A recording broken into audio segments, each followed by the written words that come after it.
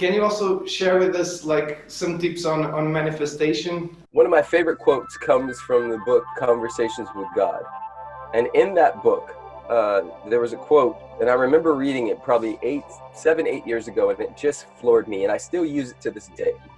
It said, you cannot have what you want, but you may experience what you have.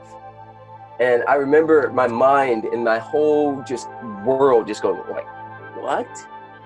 I can't have what I want, but I may experience what I have. This was a window, a door into understanding that everything is frequency. You know, I've had many opportunities and moments in my life where I've seen sacred geometry and seen like the background that you're actually doing this video on. I've seen that in everything, right? And Fibonacci sequence and all of these things. And the question that we as spiritual beings having a human experience is how do we implement that on a day-to-day basis? How do we bring that to the coffee shop? Where do we bring that to doing laundry, washing the dishes? Where does that show up in, you know, because a lot of us think that manifestation is just, oh, I say affirmations and I say I want this thing and then it appears.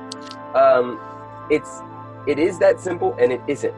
Because a lot of times once we declare something like that, a good majority of us then go into doubt, lack and limitation, not enoughness, believing that it won't happen, believing that we're not worthy, being so anxious about getting it right now that energetically our frequency lowers and we are not an energetic match for the thing that we say we want. So I remind us all that you may not have what you want, but you may experience what you have. So if you are dropping into your own vibration, if you are operating from an attitude of gratitude and understanding that it's not the happy people that are grateful, it is the grateful people that are happy, because happiness cannot be traveled to, owned, earned, worn, or consumed.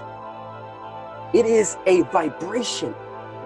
It is a beingness. It is an ownership of the sacred miracle that is this life and all that is, including the stuff that we label bad. It's in the profane and in the profound. All of it for me is God. And every time I allow myself to have that experience, I become the frequency, the energetic frequency for abundance. Absolutely. There is no me, there is no you. It's this infinite thing flowing around.